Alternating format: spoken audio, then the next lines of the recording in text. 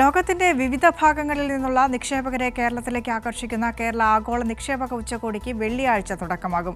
മുഖ്യമന്ത്രി പിണറായി വിജയൻ ഉദ്ഘാടനം ചെയ്യുന്ന ഉച്ചകോടിയിൽ കേന്ദ്ര സംസ്ഥാന മന്ത്രിമാരും വിദേശ രാജ്യ പ്രതിനിധികളും സംബന്ധിക്കുമെന്ന് മന്ത്രി പി രാജീവ് പറഞ്ഞു. കൊച്ചിയിലെ ലുലു ബോൾഗാട്ടി ഇന്റർനാഷണൽ കൺവെൻഷൻ സെന്ററിലാണ് ദ്വിദിന ഉച്ചകോടി നടക്കുക. കേന്ദ്ര ഉപരിതല ഗതാഗത മന്ത്രി നിതിൻ ഗഡ്കരി, വാണിജ്യമന്ത്രി പീയൂഷ് ഗോയൽ, നൈപുണ്യ വികസന മന്ത്രി ജയന്ത് ചൌധരി എന്നിവർ സംസാരിക്കും.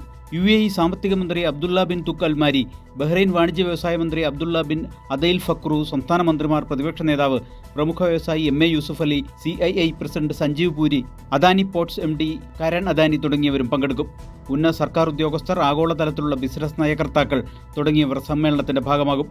28 പ്രത്യേക സെഷനുകൾ, 6 രാജ്യങ്ങളുടെ സഹകരണം, 3000 പ്രതിനിധികൾ തുടങ്ങിയവ ദ്വിദിന ഉച്ചകോടിയുടെ ആകർഷണങ്ങളാണ്. തെരഞ്ഞെടുത്ത കമ്പനികൾ, കേരളത്തിലെ പൊതുമേഖലാ സ്ഥാപനങ്ങൾ, പൊതുമേഖലയിലെ കരകൗശല സ്ഥാപനങ്ങൾ, കമ്പനികൾ എന്നിവയുടെ പ്രദർശനവും ഉച്ചകോടിയിലുണ്ടാകും. മുഖ്യമന്ത്രിയും മന്ത്രിമാരും 2 ദിവസങ്ങളിൽ ഉടനീളം ഉച്ചകോടിയിൽ പങ്കെടുക്കും. 2 ദിവസം മുഖ്യമന്ത്രി ഇവിടെ ഉള്ളത് വളരെ പ്രധാനപ്പെട്ടതാണ്. ഓരോരുത്തരുടെ ചർച്ച, ഏത് വകുപ്പാണെങ്കിലും. അപ്പോൾ ഞങ്ങൾ വ്യവസായ വകുപ്പ് മാത്രമാണെങ്കിൽ പിന്നെ IT വന്നാൽ IT സെക്രട്ടറിക്ക് ഇരിക്കാൻ പറ്റുള്ളൂ. CM തന്നെ ഇരിക്കുന്നു.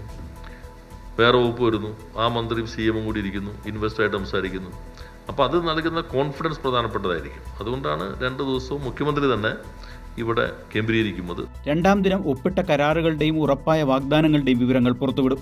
കേരളത്തിന്റെ നിക്ഷേപ സൗഹൃദ അന്തരീക്ഷം ആഗോള നിക്ഷേപകർക്ക് മുന്നിൽ അവതരിപ്പിക്കുക വഴി വലിയ പ്രഖ്യാപനങ്ങൾ സർക്കാർ പ്രതീക്ഷിക്കുന്നുണ്ട്. വലിയ നിക്ഷേപ വാഗ്ദാനങ്ങൾ, പദ്ധതികളുടെ പ്രഖ്യാപനങ്ങൾ ഒക്കെയും കേരളം പ്രതീക്ഷിക്കുന്നുണ്ട്. ചുരുക്കത്തിൽ കേരളത്തിന്റെ വ്യവസായ ലോകത്തിന്റെ മുഖച്ഛായ മാറ്റുന്ന ഒന്നായിരിക്കും ഉച്ചകോടി എന്ന് പ്രതീക്ഷിക്കാം. സലീം മുഹമ്മദ്, കൈരളി ന്യൂസ്, കൊച്ചി.